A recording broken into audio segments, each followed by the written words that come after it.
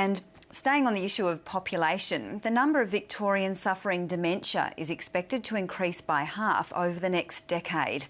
Last week, the federal government revealed a multi-billion-dollar plan for aged care. But as Cheryl Hall reports, it's state governments that are largely responsible for delivering services. Rob and CARMEL MCGRATH have been married for 51 years, but sometimes it's hard for CARMEL to remember.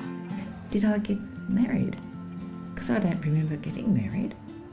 So you've been living in sin all the time? Gee whiz. I don't think I'm that good or that bad. So what do we do about it? If anyone I had to make you a legal woman then. Yeah. Gazelle. Try gazelle. Yeah, that's better. CARMEL MCGRATH has had Alzheimer's disease for 11 years. But 2 years ago, she was still doing what she'd done during her long career as a teacher, helping children learn to read. He saw the worms and... Can you do a gasp? Gasp! Okay. So, Rob, can I ask you what's changed since last time we spoke 2 years ago?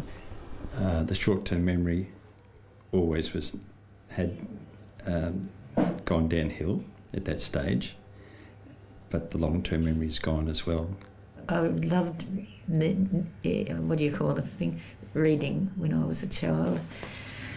And I always felt that if I could give kids as much fun I had with reading, I'd have it would be beautiful for me. This is Rachel, Jane. CARMEL MCGRATH now has trouble recalling the names of the most important people in her life, her children and grandchildren. That's Rachel. That's a little one. Oh gosh, she'll kill me. Any others, Rob? I can't remember. Just say the four names. Tim, Jane, Rachel, Adrienne. Is that it? Oh, I didn't think I'd know that. Come on, the first one, the first girl. First girl. Oh, it's Jane. Jane's daughter. Give me one word. You won't get any Christmas presents now. You're in trouble. Look, I will have to say that I don't remember, but they're all beautiful. Oh. The other big change in the MCGRATH's life is CARMEL's recent move to a nursing home. It was becoming very difficult for me I had to start admitting defeat. CARMEL had said at the start of the disease, after the diagnosis, that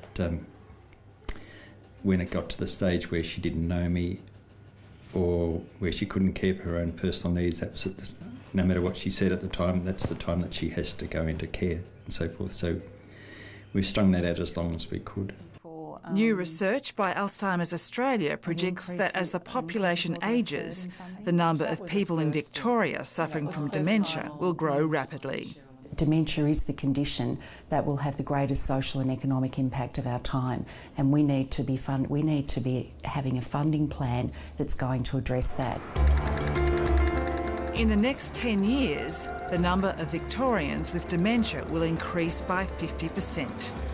By 2050, Victoria's aged care system will be strained with nearly 250,000 Victorians needing care for dementia.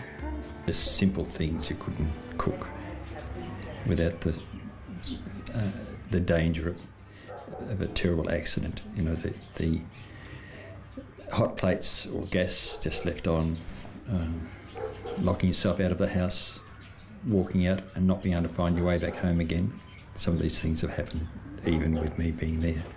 It's going to go cold if you don't eat it. Last week, the federal government announced a generous aged care package which included a major injection of funds for dementia education and residential care. But it's the state government which provides much of the health and counselling services, which are scarce in regional areas. They will take their tree change or their sea change to areas like the Barwon region and, Narre Warren South, out around the countryside. So important that we're actually able to deliver the services that they need at the time that they need them. Alzheimer's Australia is asking Victoria to increase its funding by a third in next week's budget and has sent every Victorian parliamentarian the projected figures for their own electorates. And we'll get underway. The next time state governments meet the Prime Minister in Canberra for COAG, they'll be asked to elevate dementia to a national health priority, behind only cancer and heart disease. You should be remembering a dance. At the dance, yes, we went to a dance at the rugby ball, at the hall, and he came over and said, "Excuse me, but are you Miss Blair?" And I said, "Yes." And I said to you, "Are you?" What was your name again? I've forgotten that one. It's just a horrible thing to see someone's mind being sort of stolen from them. So to see someone lose the skills or what made them the person they are, and have that sort of be stripped back to almost a 2-year-old, it's not nice. It's devastating, really.